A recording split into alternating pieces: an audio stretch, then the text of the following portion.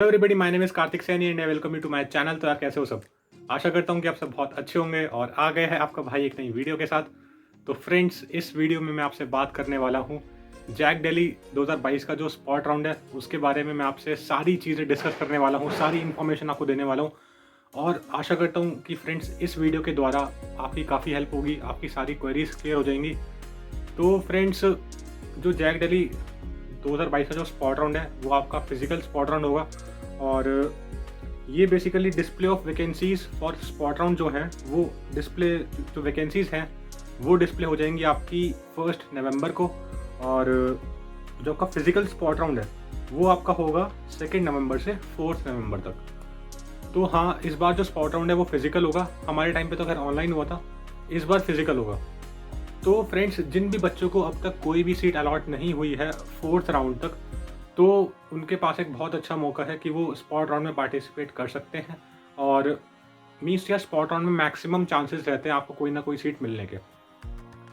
और जिन भी बच्चों को कोई भी सीट मिल चुकी है 4th राउंड तक और वो फर्दर अपग्रेडेशन चाहते हैं, मीन्स वो चाहते हैं कि उनकी सीट अगर वैकेंसीज हैं तो फर्दर अपग्रेड हो जाए, तो उनको अपनी सीट फ्लोट पर छोड़ देनी चाहिए।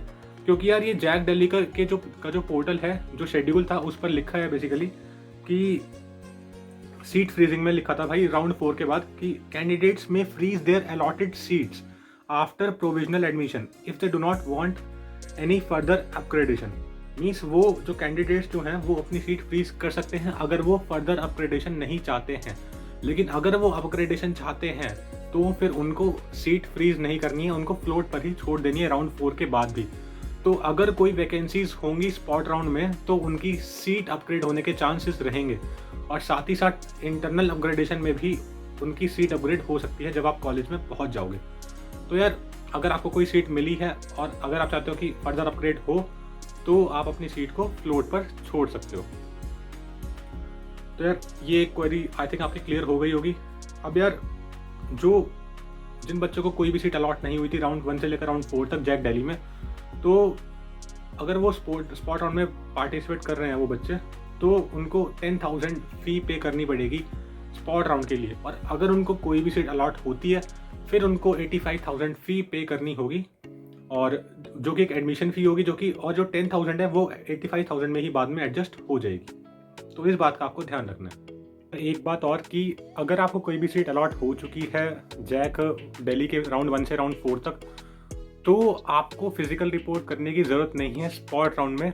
आप बेसिकली डायरेक्टली एलिजिबल हो जाते हो स्पॉट राउंड के लिए अगर आप सीट को फ्लोट पर छोड़ते हो। लेकिन जिन बच्चों को कोई भी सीट अलॉट नहीं हुई है और वो स्पॉट राउंड में पार्टिसिपेट कर रहे हैं, फिर उनको भाई फिजिकली रिपोर्ट करना होगा स्पॉट राउंड के लिए।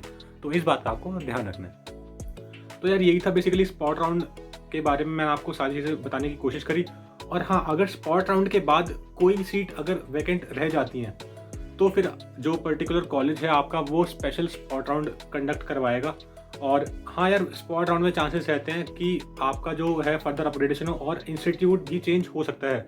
जैसे कि अगर आप सपोज NSUT IT के बच्चे हो और आपने DTU COE प्रेफरेंस में फिल कर रखी है और वैकेंसी और आपकी रैंक के अकॉर्डिंग आपको DTU की COE मिल गई, तो आप DTU COE में जा सकते हो स्पॉट राउंड तक। लेकिन जब स्पॉट राउंड के बाद जो आपका क्या बोलते हैं आपका जो इंटरनल अपग्रेडेशन राउंड होता है, जब आप कॉलेज में पहुंच जाते हो, तब आपका कॉलेज चेंज नहीं हो सकता इंटरनल अपग्रेडेशन राउंड में। तब भाई आपकी बेसिकली कॉलेज में ही सीट चेंज होती है, लेकिन आपका कॉलेज चेंज नहीं हो सकता। तो इस बात का आपको ध्यान रखना है। तो आशा करता हूँ कि फ्रेंड्स आपको ये वीडियो पसंद आई होगी, और अगर आपको ये वीडियो पसंद आई है तो प्लीज़ मेरे चैनल को सब्सक्राइब करें, मेरी वीडियो को लाइक करें और ज़्यादा से ज़्यादा शेयर करना मत भूलना। तो फ्रेंड्स, मिलते हैं अगली वीडियो में।